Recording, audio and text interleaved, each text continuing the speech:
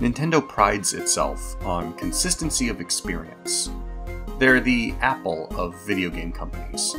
They build hardware to support their software, so that Nintendo titles and intellectual properties are handcrafted to be experienced on Nintendo brand products. Which is why I was disappointed by Legend of Zelda: Link's Awakening, the 2019 Switch remake of the 1993 original, which happens to be my favorite Game Boy game and maybe my favorite Zelda game. The 1993 game, along with its enhanced re-release on the Game Boy Color, is a tiny miracle. A game of this scope, with a narrative drive this compelling, felt impossible on such a puny handheld piece of hardware. Within those limits, the Game Boy game plays perfectly. It's not a continuous open world. Everything from puzzle dungeons to sprawling forests gets chunked into tiles. The control scheme struggles with the Game Boy's mere 2 action buttons. Protagonist Link looks like this. But around those constraints, the developers craft a refined vision tailored to the hardware, something as expansive as its home console bigger siblings, without buckling under the weight of that ambition. A Nintendo property on Nintendo hardware, a match made in heaven. Link's Awakening for Switch, by comparison, has a weird task. Despite the benefits of modern hardware, capable of producing a Zelda game that looks like this, it's still a remake of a 1993 game, built for and around graphing calculator computing power. Nintendo addresses this through what I think is a pretty smart option in theory. Like the GameCube's Wind Waker, this oddball game receives an oddball visual style. Link's Awakening for Switch looks like a half-alive diorama. It blends wooden doll characters and scenery with lovely visual tricks like selective soft focus to breathe new, charming life into the monochrome outline of the Game Boy game. Link's Awakening is a dreamlike, hallucinatory game, which the remake's visual language amplifies from the onset. New renditions of the old game's chiptune music follow this pattern, with windy and deliberately artificial layers atop the traditionally excellent orchestration. So far so good, yes? Here's the killer, which sounds like a small nitpick to portray as a fatal flaw, but bear with me. The game's frame rate isn't steady. I played this game on an OLED Switch, which may not be the Switch Pro upgrade that some expected, but is still the newest, nicest hardware on which one can legally play this game.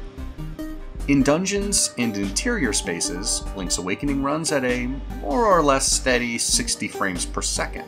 But the open world, with seamless zone transitions and modest draw distance, struggles to hit 30 and often dips lower under the strain of extra enemies or visual effects.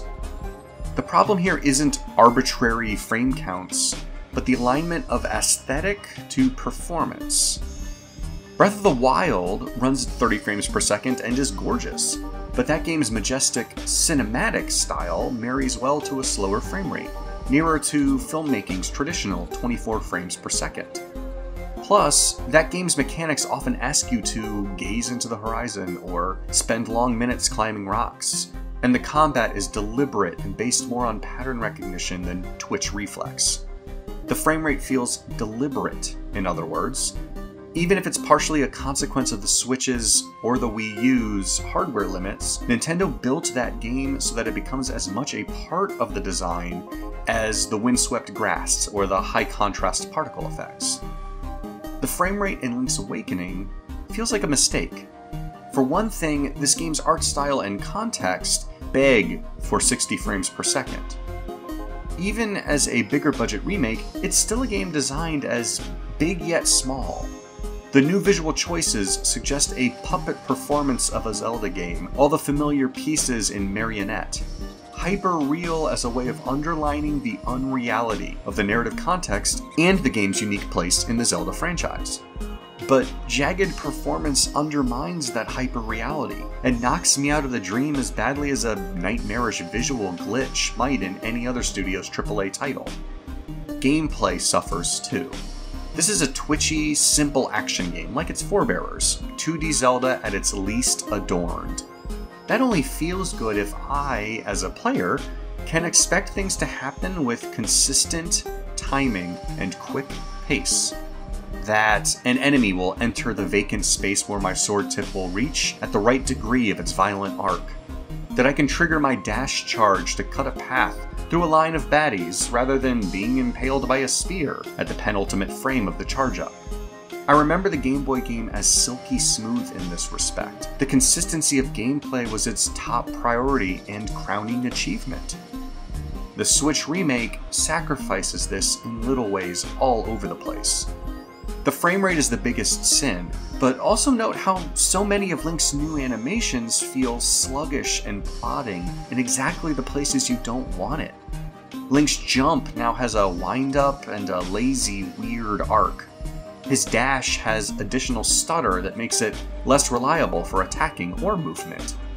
These choices sometimes work visually.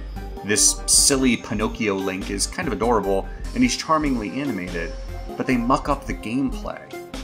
Without smooth gameplay, Link's Awakening doesn't work. I made it maybe 3/4 of the way into the story before I set this game down. Not because it had bested me with difficulty, but because I'd come to find the process of exploration tedious rather than delightful. The perpetual combat loops irritating rather than thrilling. It's a shame too, because this is a beautiful remake despite execution issues, and the narrative and emotional sweep remain my favorites in the Zelda franchise. Perhaps one day, with a Switch Pro or a remake, the stars can better align to give this new vision of the game the same continuity of spirit and performance as its tiny, miraculous Game Boy ancestor.